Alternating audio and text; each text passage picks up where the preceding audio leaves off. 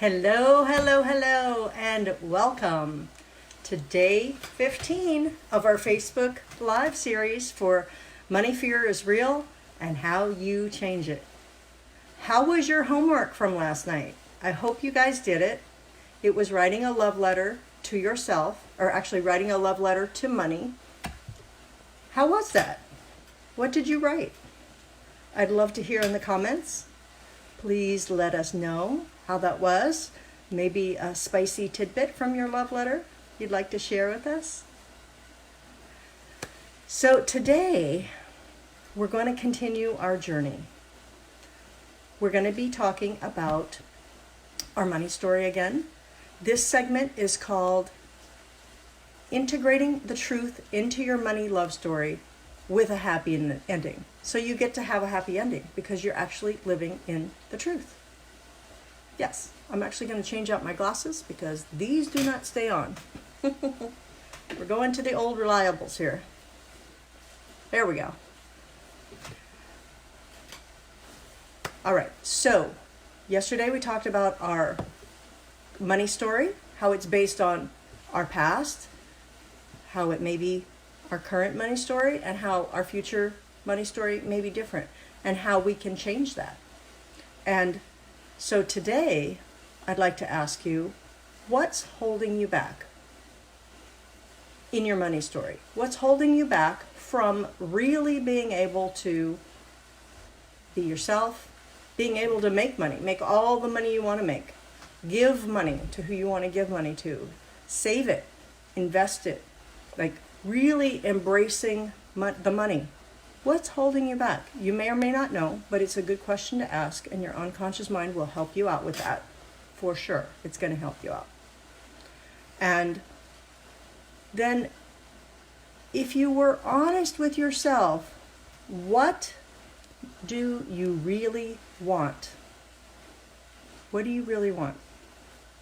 It could be anything. It could be people, could be status, could be confidence, could be power, could be to give back, could be a house, like whatever it is. Ask yourself, what is it that I really want? And this is dreamland, which really can be reality. So in a perfect world, if you were honest with yourself, what do you want? You probably want to continue that after today's session. That's going to be very insightful for you. So absolutely no limits. Whatever you want. The world, it's the perfect world.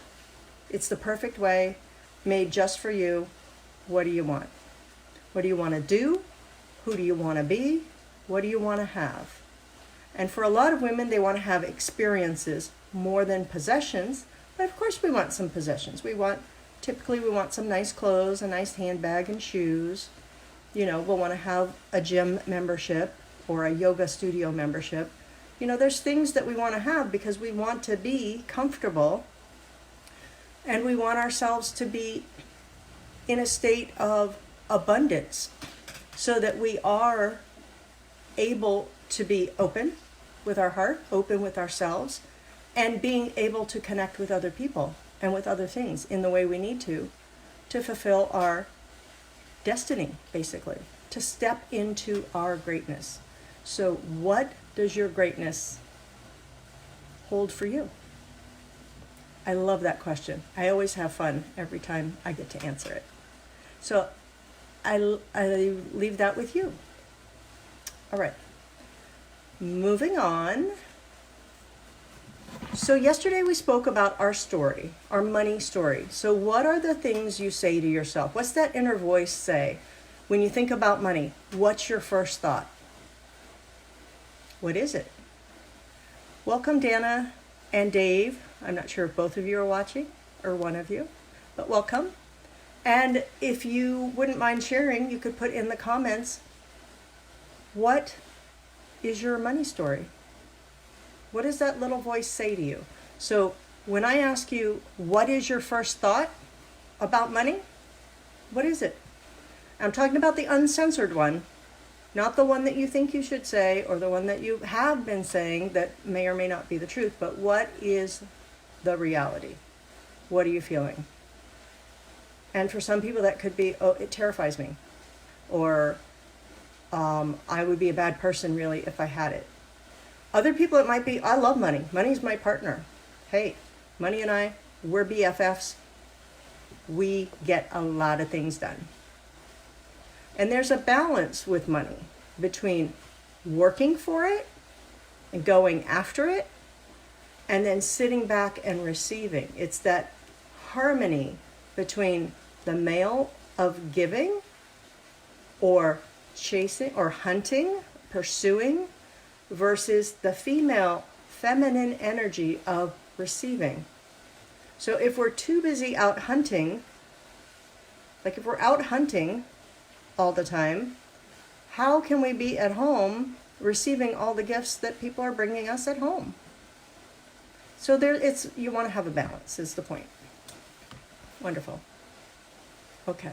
So what money story would you like instead? What do you want instead? So we've identified your current money story. What do you want instead? What do you want your story to be?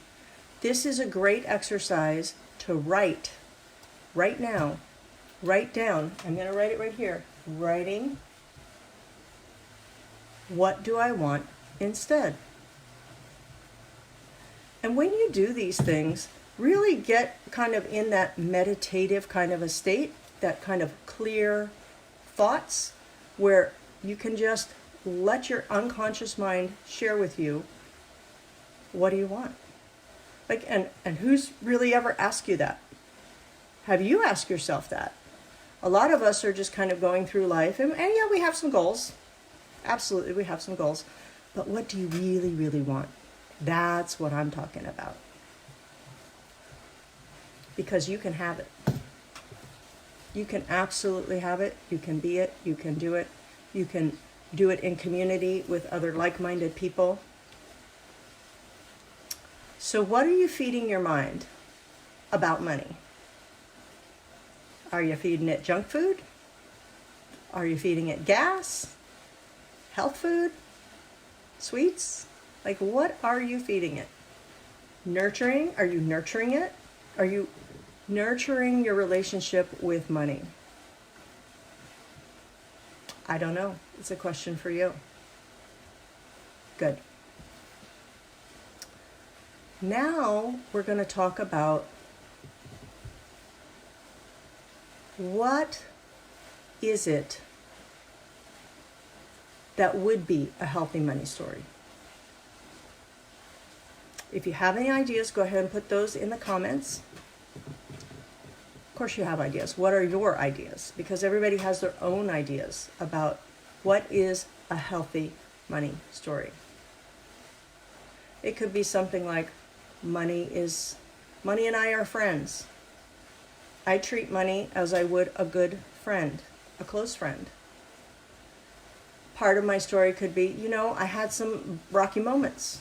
Yeah, there were some things that were not so good previously with money. But now, I have chosen to change that. Now we have a great relationship, or we have a good relationship, or we're working on a relationship. Anything, whatever it is for you, for where you are right now, and honor that about yourself. And know that if you want something different, you can have it. So, what is it about your money story that would just tickle you? It would make you giddy. You would just laugh. Ha ha ha ha ha ha. A nice big belly laugh. What would that be? That's the kind of story we're talking about. So that is your homework for tonight, is to rewrite your money story to the perfect way for you, whatever that is. All right, and now we're going to move into an exercise that I promised from yesterday. And this is so, so powerful. It's called a parts integration. I don't know if anybody has heard of that before, but basically we have parts. And So there's a part of us that wants one thing. There's a part of us that wants another.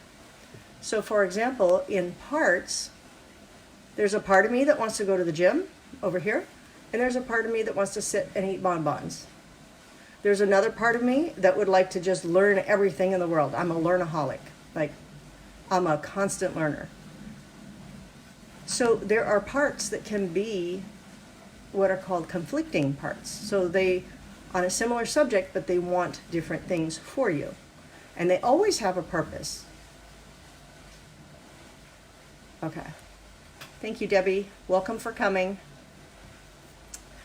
And so the parts. So we have these different parts. So we're going to talk now about your money story. And your money story is the story you tell yourself about money. Most likely, there's some falsehoods in there. And there may be some truths also. But a lot of times there's some falsehoods, some lies, like I like to call them, that need to be cleaned out. So this parts integration, we're going to talk about your money story. So there's a part of you that says what about your money story? And there's another part of you that says something else. It might look something like, for you, there's a part of me that wants to make a lot of money. Like, no, I can, no, I'm supposed to. That's my mission. I need to help a lot of people. I got to make some money. And then the other part says, well, you know what? I'm kind of afraid of that. Like, no, I'm just going to pass. I'm going to say no. I'm going to sabotage Olympia so that she can't really do that because we're afraid of what's going to happen. Right? So I just noticed I have some sound here. I'm going to close this window. One moment. There we go. That should make it better. Sorry about that. So what are your two parts?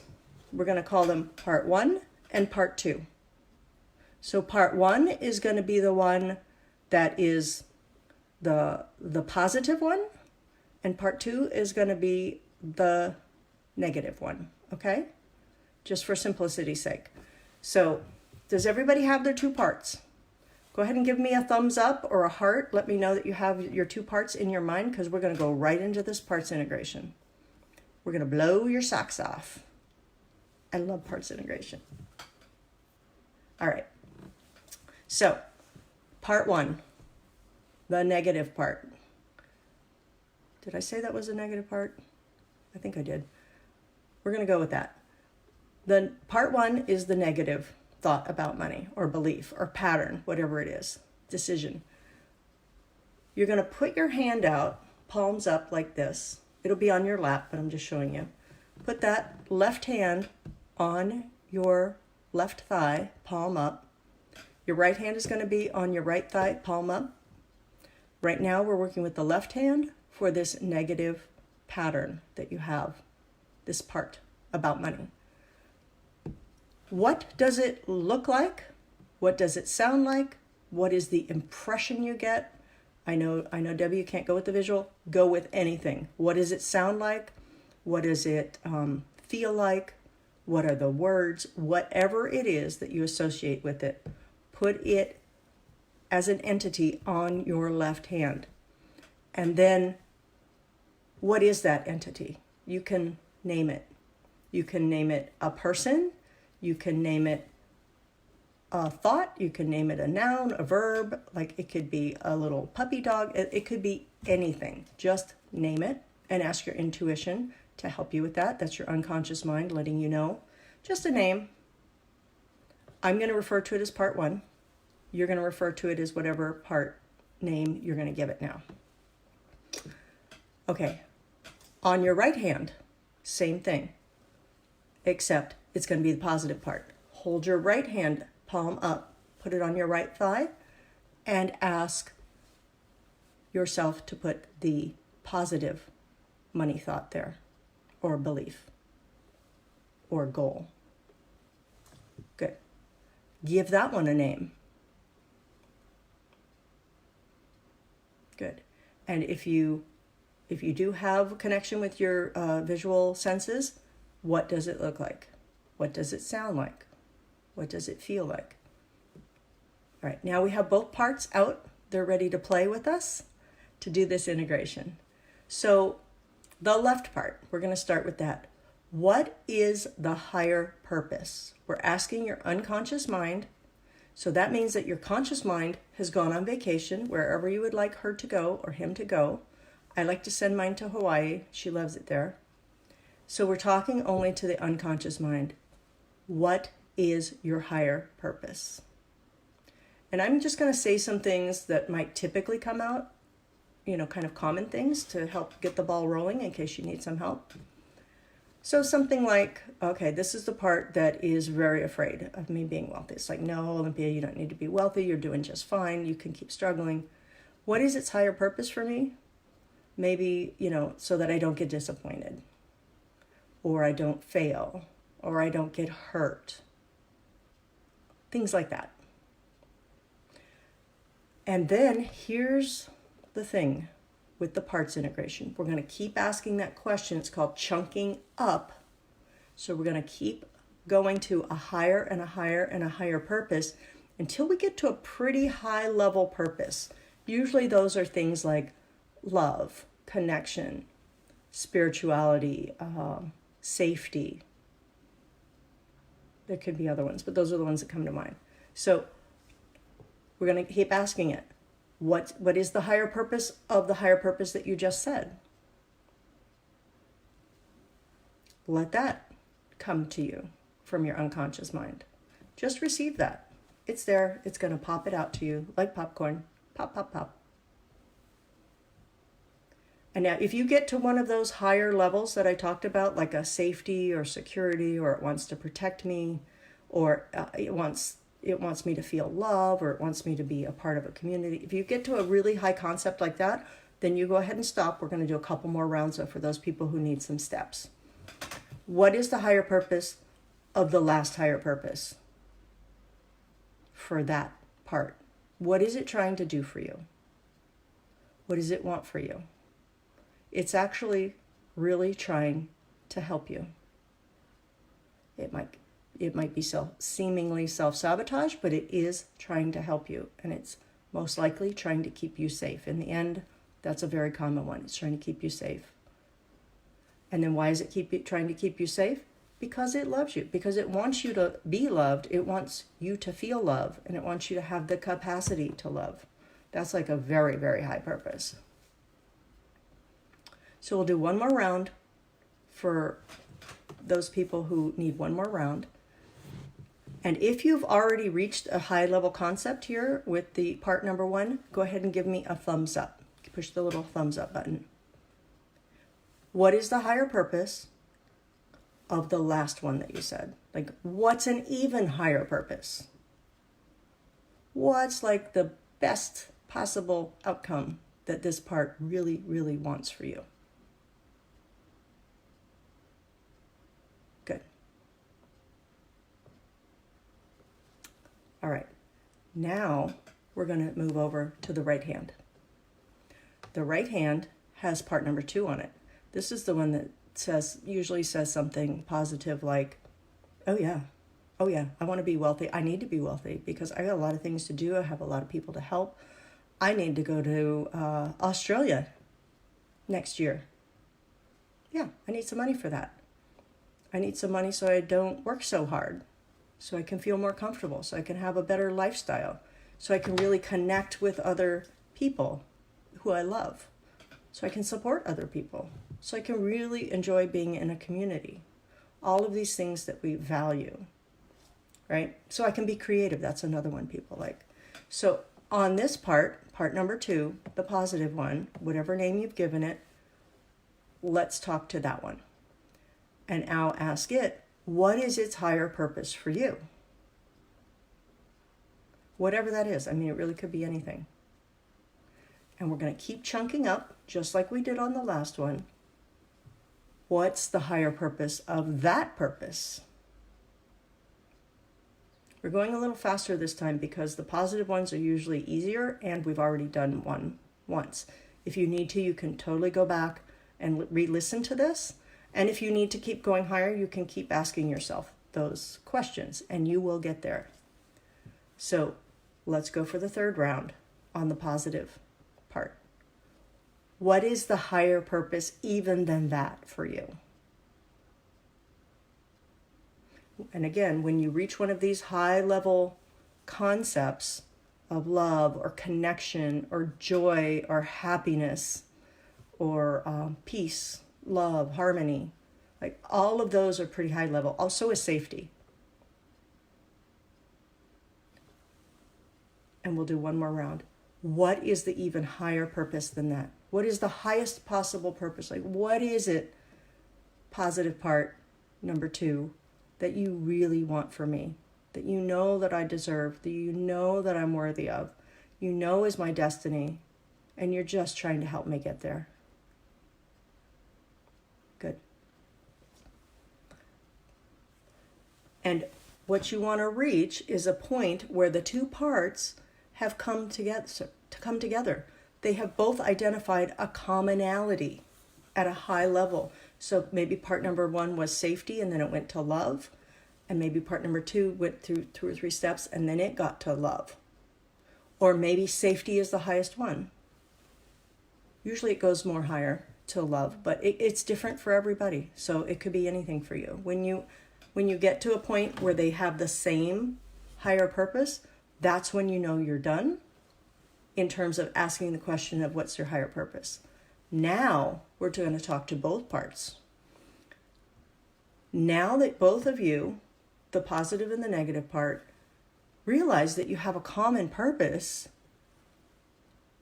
well, let's get together. Let's integrate that, because we're both on the same team, and let's have a commonality here so that we're both on a united front to be able to go toward whatever it is that we want.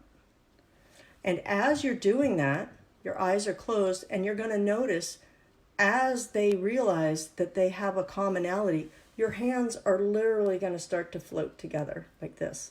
They will come together. They'll either cross, or your fingers will cross, or they'll touch, something like that. As you realize that they really want the same thing for you. And that it really is something that is for you, that's meant for you, it's destined for you.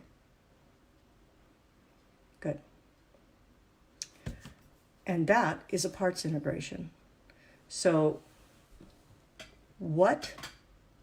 how many pops of your popcorn did you have?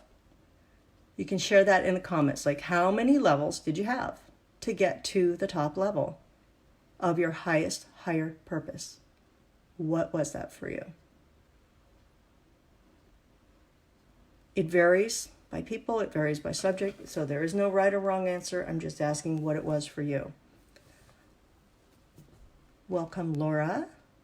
Laura, I'd love to know how that was for you. Anybody else who wants to share, please put in the comments how that was for you. Because we're going to check in right now. And just ask yourself, do I still have those 2 separate parts, or are they united?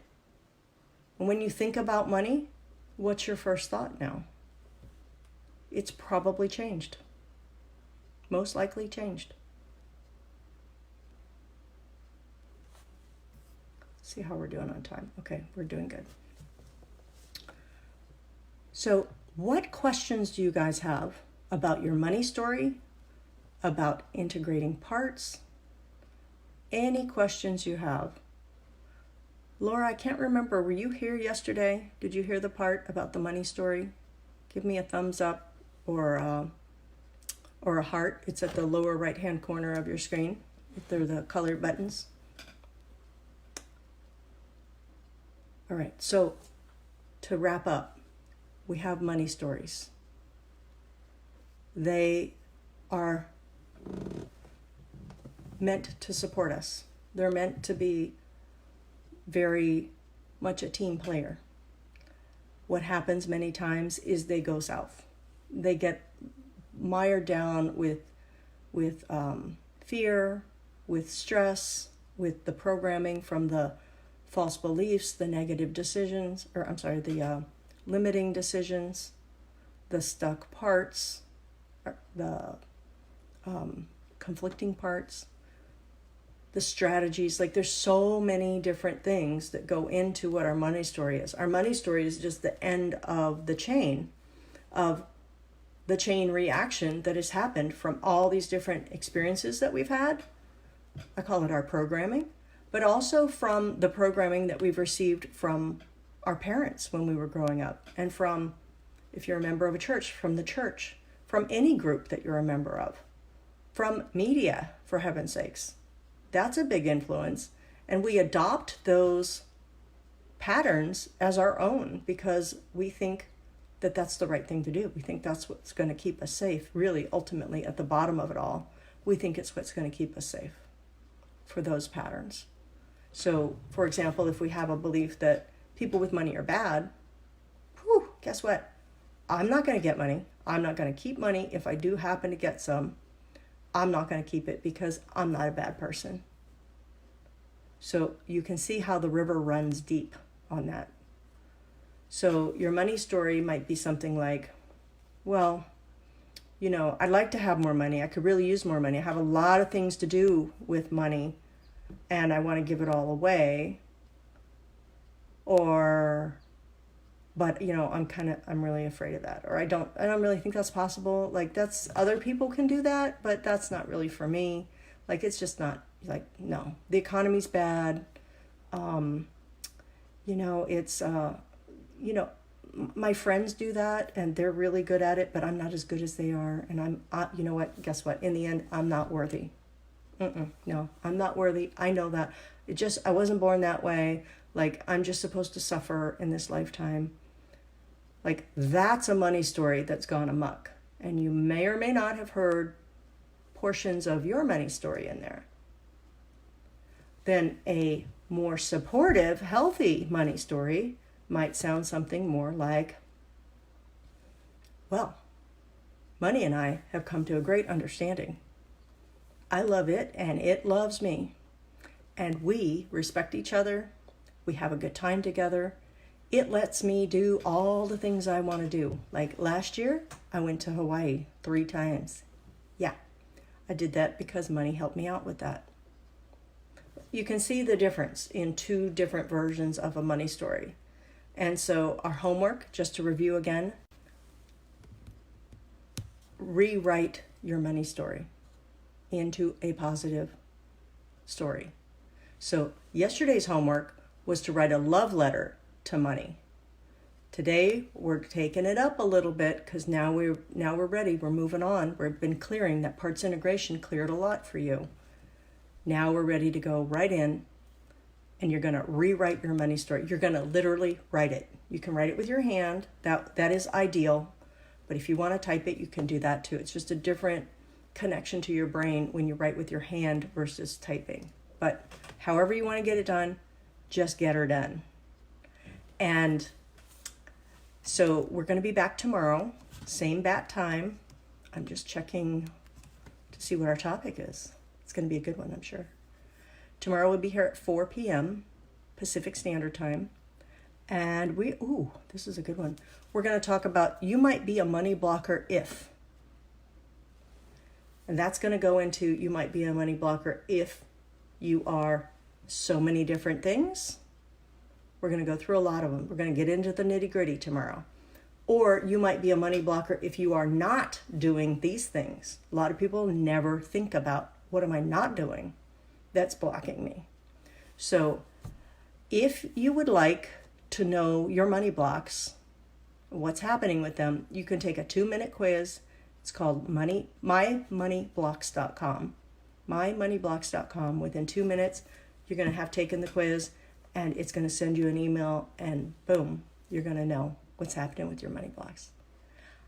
I thank you so much for being here. We'll talk soon. Bye-bye.